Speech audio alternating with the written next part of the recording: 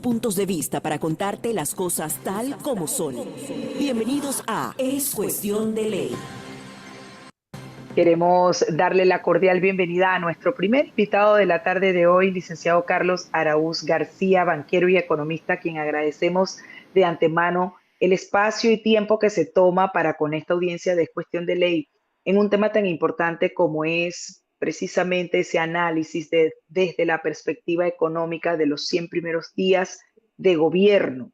Justamente se cumplen mañana y para todos es importante conocer si realmente va a haber o no chen, si realmente este presupuesto del Estado, presupuesto de vigencia 2025 es cónsono con la realidad desde su análisis económico, porque hay quienes ya han salido a decir que nada más alejado de la realidad, porque si se ha quitado o se está restando la cantidad de probablemente personas que no tenían justificación alguna de estar nombradas, obviamente eso hace una reducción importante al presupuesto general del Estado, pero que no se ha visto que se haya tocado nada más en ese aspecto para realmente sentir que hay una contención del gasto. ¿Qué opina el licenciado Arauz? Gracias de nuevo por el espacio que brindan para hacer docencia, para conversar. Y hay que recordar que el presidente José Raúl Mulino, el 3 de mayo, 48 horas antes de la elección, todavía no sabía siquiera si iba a ser parte de la oferta electoral. Recordemos cómo José Raúl Mulino llega a la presidencia el 1 de julio. Sí, en efecto, participó y tenía el beneficio a lo mejor de cierto componente político, de caudal político de otro candidato o de otra empresa política, pero no es menos cierto que había cierta polarización, división y falta de claridad. Creo que José Raúl Molino en sus primeros 100 días uso, utilizó, propuso acercamientos con sectores que incluso no habían adversado, hizo nombramientos que generaron confianza no solo en Panamá, sino fuera de Panamá, en carteras complicadas y muy delicadas, específicamente la de economía y finanzas, pero también hubo otras que las hemos venido viendo cómo se han venido conectando en los últimos 100 días. En materia de economía y finanzas, es vital entender que tenemos unos 15 años, fácil 15 años, de estar presupuestando ingresos, por ejemplo, que no se cumplen, que no se llegan a la meta. Es decir, que tenemos un arrastre de 15 años en materia de generación del número de dólares de balboas que deberíamos tener para poder solventar las necesidades del panameño o para poder aspirar a crear condiciones que se desarrollen en bienestar y en prosperidad. Con eso dicho, el presupuesto 2025 tiene un componente obviamente de contención, de recorte, de llamados de atención. Creo que los mensajes han sido altos y claros en temas de la disciplina fiscal que se quiere desarrollar. Pero creo que hubiera sido poco ingenuo pensar que lo que aspiramos es a que se invierta mucho más la rueda y que en lugar de gastar más, invirtamos más. Y es que Panamá, por ejemplo, el año pasado, 2024, el presupuesto tenía 20.000 millones de dólares asignados a operación y apenas 10.000 millones de dólares asignados a inversión, a infraestructura, a lo que crea bienestar. Eso nosotros como panameños quisiéramos que se invirtiera en el tiempo, pero era imposible hacerlo en el año 2025. ¿Qué sí se pudo hacer en el 2025? Se ha propuesto, recordemos que todavía falta una batalla dura y compleja en la Asamblea de Diputados, donde se van a terminar de validar estas vistas presupuestarias con cuestionamientos duros a los ministros seguramente que están proponiendo y veremos si hay realmente el compromiso de voluntad política para ahorrar. Ahora bien, la inversión que de 10.000 millones de dólares en efecto prácticamente queda reducida a la mitad, era lógico que se materializara de esa manera porque tenemos que tener de nuevo la disciplina fiscal para después aspirar a mercados internacionales donde haya más deuda, donde haya levantamiento de capital, donde podamos atraer la inversión, esa extranjera directa que tanto necesitamos. Entonces yo creo, de nuevo, que hay que utilizar el presupuesto como lo que es.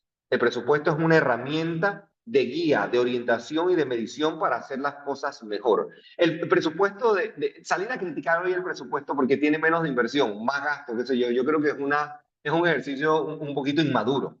Lo que tenemos que fiscalizar es cómo se van a utilizar precisamente esos fondos para generar el bienestar que la población requiere, incluso en funcionamiento.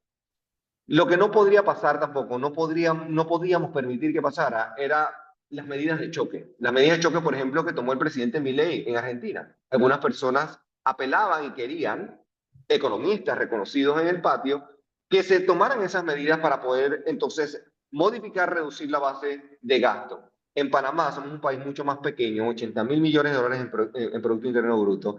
Algunas de esas medidas hubieran creado pobreza, pero de manera inmediata, radical. 15.000, 20.000 personas en la calle no lo aguanta nuestra economía. Entonces, lo que sí tenemos que hacer es apelar a la fiscalización en el tiempo sin medidas de choque. Sí tenemos que apelar entonces a la inversión extranjera directa que el presupuesto la contempla. Y lo otro es asegurarnos que crecemos. Este año, 2024, con suerte llegaremos a crecer 3%. La economía panameña tiene un potencial de crecimiento de 5,5, que de hecho el presupuesto del 2025 lo contempla. Entonces yo entiendo que el chen no se manifiesta todavía. Ya le estamos exigiendo bastante al presidente Molino. No es posible que esto se dé en cuestión de 2 o 3 meses, ni en 100 días. Hay que anhelar entonces a que la inversión se materialice, a que se invierta como se debe invertir y a que la infraestructura, el cuarto puente sobre el canal de Panamá, la tuneladora la vimos en funcionamiento hace apenas, se siente como hace apenas unas horas, pero eso fue hace apenas unos días. Yo creo que esa es la exigencia que se le está haciendo al presidente, ver entonces ahora la ejecución y ver entonces que hay un compromiso del gobierno. Lo que no podemos ver, por ejemplo, es a una asamblea de diputados exigiendo 250 millones de dólares la próxima semana, y eso es posible que pase. Esa es la labor que el ciudadano tiene que efectuar ahora, fiscalizar para poder asegurarnos entonces de que vamos a ejecutar y que el bienestar va a llegar no necesariamente a través del subsidio, sino a través de la oportunidad para trabajar. Y en eso el presupuesto tiene elementos muy positivos y dignos de aplaudir. Para comprender un poco, licenciado Araúz, cuando hace la acotación de la cantidad de empleos y demás, mucha gente apunta a la reducción de la planilla del Estado, que Sí, durante la última administración, según lo que se ha podido demostrar, o sea, se ha duplicado, por decirlo de alguna manera, y sí, algunos consideran que se convirtió el sector público en el generador de empleo. así ¿No fue. es por esa vía en este momento lo oportuno, es lo que se interpreta?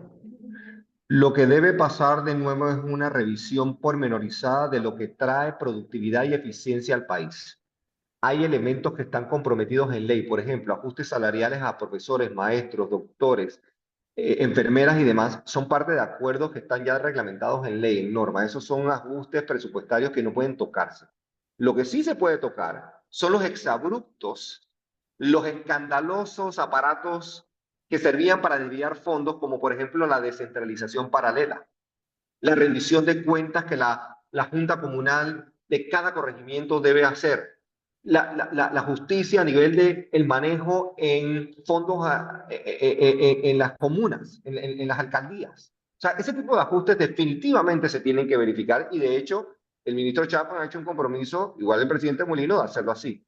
Lo que duele es que los últimos años, los últimos 15 años, porque realmente han sido 15 o 20 años de un manejo presupuestario que no fue el mejor, le esté costando entonces a la inversión, porque el presupuesto ideal, y es bueno que la audiencia lo sepa, el presupuesto ideal tiene que tener un componente de inversión mucho más grande. ¿Presupuesto de inversión qué es? Presupuesto de inversión es invertir en acueductos y alcantarillados para que el agua no sea una conversación, para que no haya carros cisternas llegando a las diferentes comunidades. Eso es inversión. Carreteras, puentes, represas, el teleférico, línea 3, línea 4, línea 5 del metro, eso es infraestructura. Para que eso suceda, la inversión tiene que darse, pero nuestro presupuesto, lamentablemente, no permite ese tipo de ajustes de la noche a la mañana. Yo siento que este es un primer paso en la dirección correcta. Ajustes al gasto, promoción de crecimiento económico, inversión extranjera directa y eventualmente en el segundo, tercer y cuarto año de esta administración, ver entonces cómo la composición va cambiando de gasto a inversión. Cuando eso pase, que no puede pasar en el 2025, porque si no crearíamos una situación de choque. Y ese choque es muy pesado para una economía que descansa en el consumo, para que descanse en el comercio.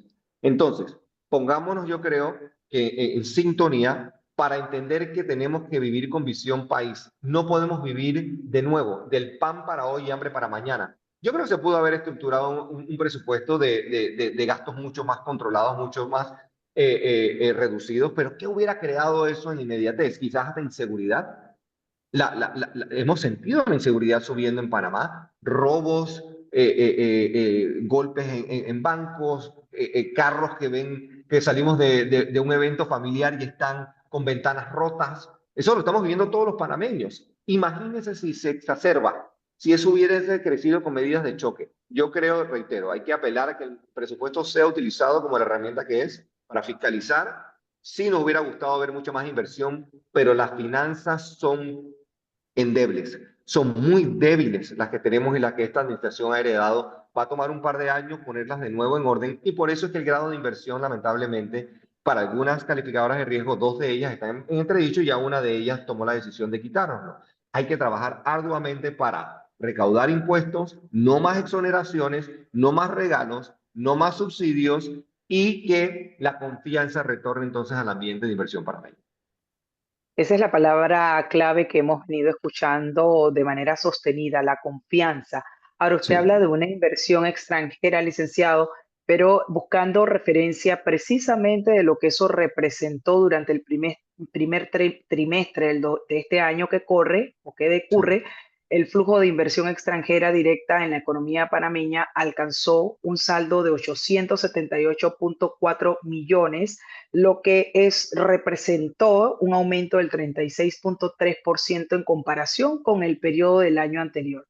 Pero cuando nosotros hablamos de estas cifras que los economistas entienden muy bien, pero los que no somos economistas y los de que caminan a pie tampoco lo entienden, porque lo que la gente quiere ver es esas cifras, esos porcentajes, cómo me alcanza a mí, cómo me Sí. beneficia a mí, porque yo Sí. voy al supermercado y el supermercado cada vez se pone más caro, No porque me el alcanza. salario que yo gano es siempre el mismo. Entonces, ¿esto cómo se traduce realmente cuando hablamos de inversión extranjera y de que el PIB y todo esto Sí. va o sea, ¿cómo se traduce? ¿Cómo le hablamos en buen panameño al panameño de a pie?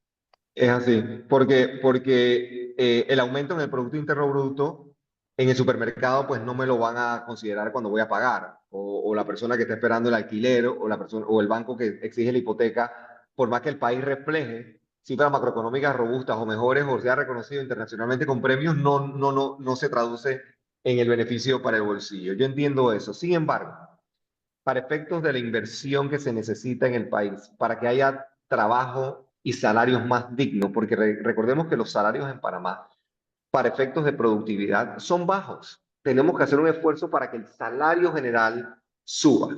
Pero para que eso se dé, tenemos que incorporar dos elementos fundamentales: competitividad y productividad.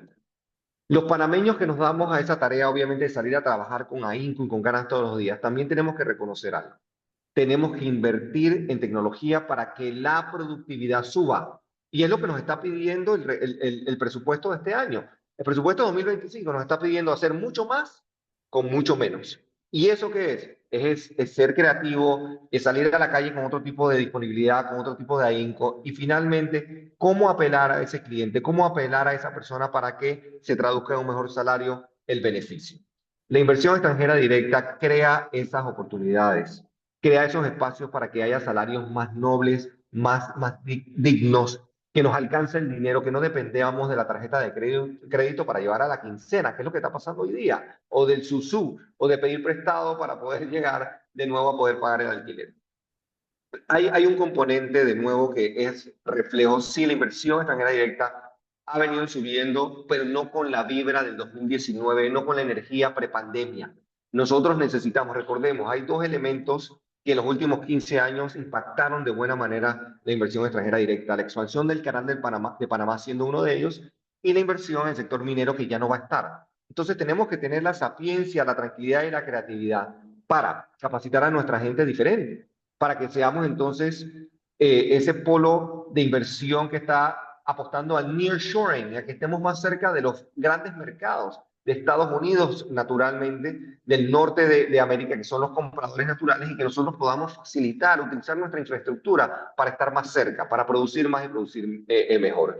Yo sí siento, de nuevo, que esa inversión extranjera directa es necesaria, se va a materializar, pero tenemos que competir, tenemos que preparar a nuestra gente de manera diferente. No es suficiente seguir produciendo el mismo tipo de profesional que ponemos allá afuera con las mismas habilidades. Tenemos que avanzar en inteligencia artificial, tenemos que avanzar muchísimo más en semiconductores, que lo hemos hablado una y otra vez en diferentes foros, en cómo facilitamos ese acercamiento con los grandes compradores. Nearshoring es un concepto que tenemos que hacerlo parte del ADN.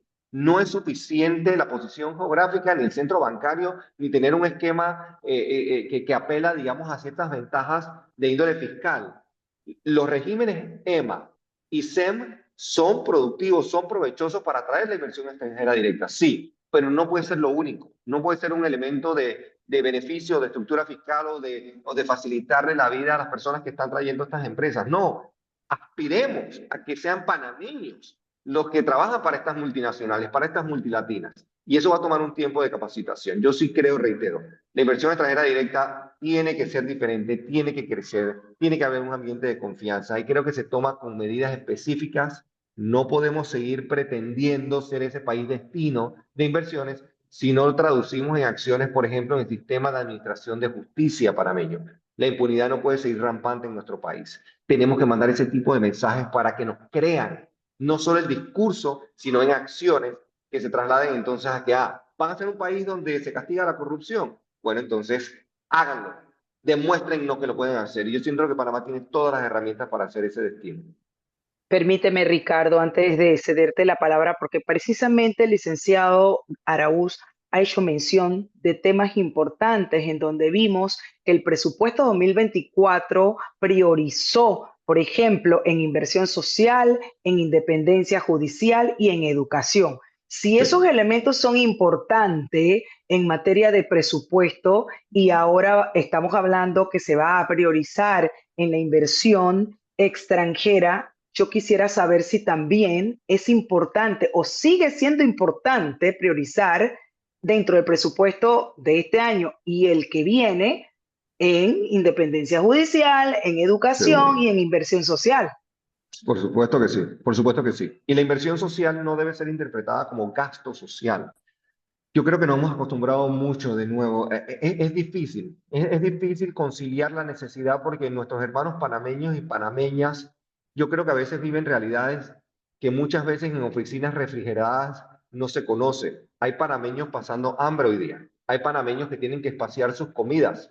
En lugar de 3 comidas, comer 2 y espaciarlas a mediodía y después a Y lo media tarde hacen, para... Lo hacen. y lo Y hacen, ese es un... licenciado. En un momento perdón, en un momento se rieron cuando el presidente Nito decía que había que comer 2 veces. De verdad que el que no lo vive no lo sabe. Yo lo he pasado, no lo he pasado, dije, porque de verdad he hecho eso de comer 2 veces al día para ponerme Sí, en el lugar de la persona que solamente puede comer 2 días. Realmente sí. eso no es una falacia, es una realidad. Es una realidad que es innegable, que es dolorosa y hay que cambiarla y hay que batallarla. Pero seguir gastando socialmente, regalando, dando o ajustando en la inmediatez no es la solución. La solución va por el lado de nuevo, de crear las condiciones para que haya oportunidad, para que haya la condición, pero no solo para estudiar, para capacitarse y prepararse, porque esa persona con hambre, ¿cómo estudia? O sea, ¿cómo se prepara? ¿Cómo sale a la calle con ganas si estamos pasando hambre? Entonces, por eso ya no medimos o no deberíamos medir en Panamá la pobreza solo por el número de dólares que entran al bolsillo familiar, sino por la multidimensionalidad de la pobreza. Porque levantarse a las 3:30 de la mañana para llegar a trabajar, para estar en el auto que hace mucho sacrificio para pagar esa letra mensual y dormir 1 hora y media mientras abre su lugar de trabajo, eso no es ser No es necesariamente pues, calidad de un vida, ni eficiente siquiera. calidad de vida. Sí, es duro. Y el presupuesto de 26.000 millones de dólares, por eso es que la pregunta es muy válida, ¿cómo nosotros, cómo los panameños de a pie interpretamos eso como bonanza? Bueno, la única manera es que afecte mi vida. ¿Dónde está mi vida afectada? Que haya medicamentos en la Caja de Seguros Sociales, que haya medicamentos en MINSA cuando los necesito, que las atenciones se den a tiempo, que la educación y la calidad y el compromiso de los colaboradores en el sector de educación sea incondicional, que no al primer indicio de alguna conversación que me va a incomodar sobre la Caja de Seguro Social voy a una huelga. es maltratar al estudiante, ir a una huelga, ir a criticar en la calle algo que ni siquiera se ha ido a presentar. Yo creo que tenemos que aumentar la cohesión social.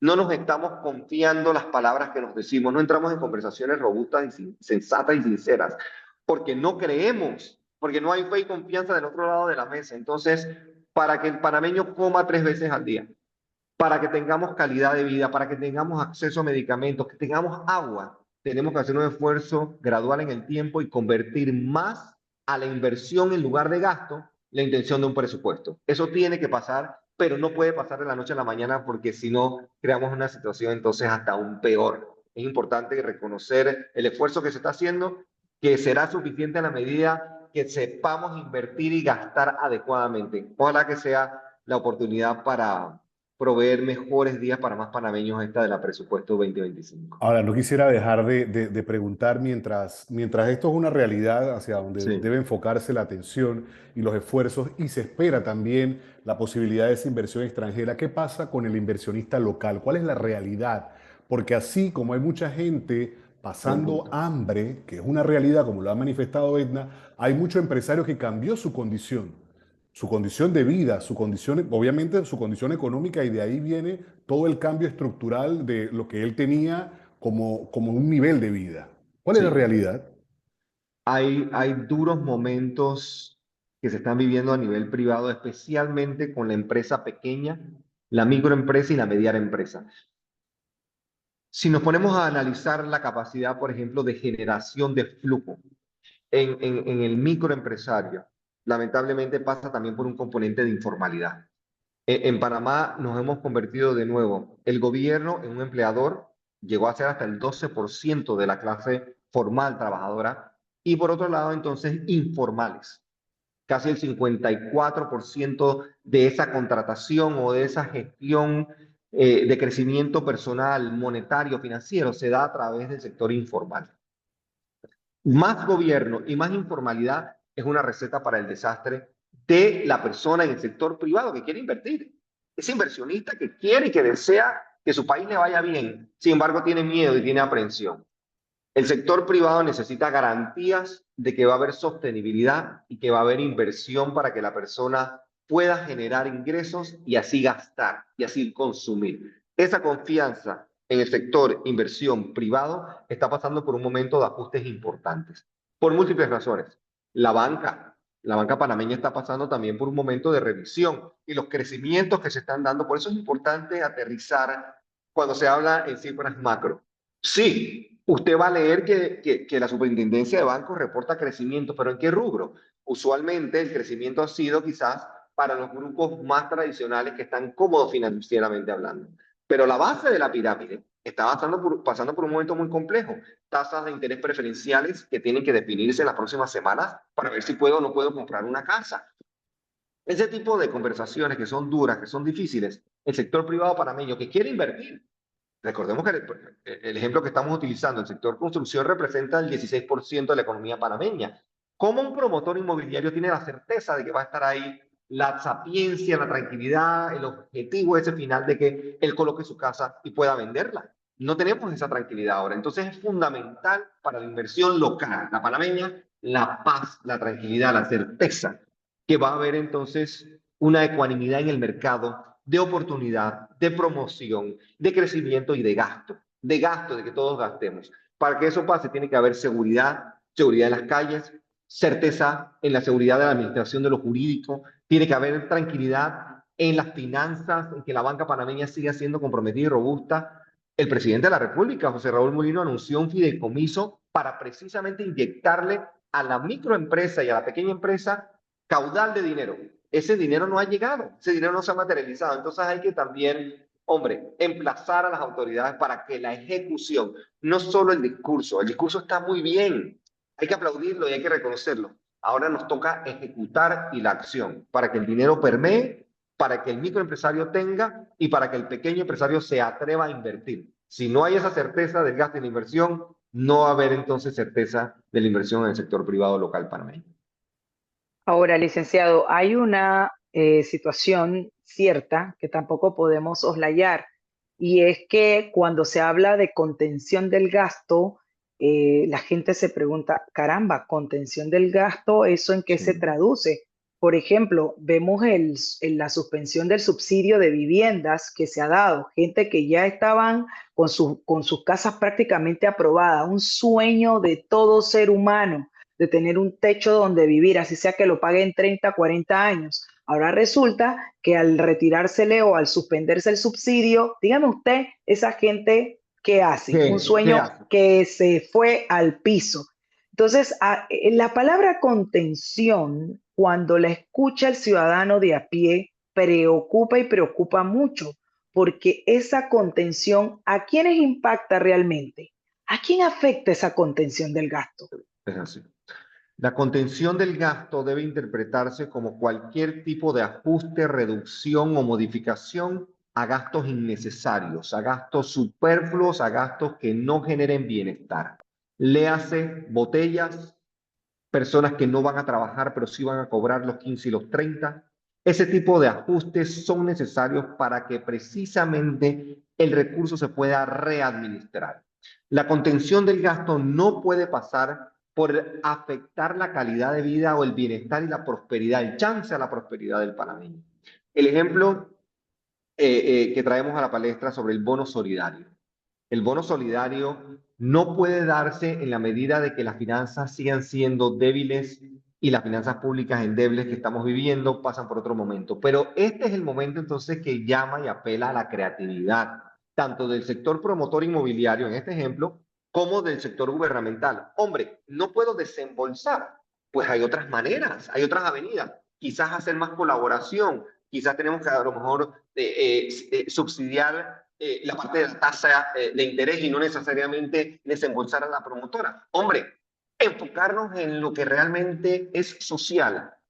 A lo mejor esas hipotecas de 150.000 o de $180.000, que son, vaya, yo creo que esas personas no necesariamente a lo mejor se aspiran a una hipoteca de $180.000, necesitan un subsidio estatal. La persona que está comprando una casa de 45.000 balúas, de 50.000 balúas, ella amerita definitivamente algún tipo, yo creo que de ayuda. Y de ayuda en el tiempo. O sea que tenemos que ser creativos, pero reenfocar también nuestros esfuerzos. Porque la contención del gasto, reitero, tiene que pasar por elementos que estén resultando obesos para el Estado, que no se puedan justificar en creación de prosperidad para el panameño. No puede ser contención del gasto para los medicamentos en la caja de seguro social o contención del gasto para efectos de que el agua llegue a las mañanitas 24 de diciembre. No puede haber contención de gasto allí. La contención va por el lado de nuevo de aquello que es superfluo, innecesario y que beneficia a ciertas castas o grupos particulares en Panamá que ya todos nos conocemos. Eso se tiene que pagar. Interesante y por supuesto el planteamiento, además del análisis al licenciado Araúz, y le agradecemos como siempre la oportunidad de forma muy clara de poder pues, abordar el tema y plantear lo que para él puede ser la alternativa a muchos de estos temas. Muchísimas gracias y buena tarde. Siempre es un placer compartir con ustedes. Ojalá que nos podamos ver prontamente. Hasta Por luego. supuesto que sí.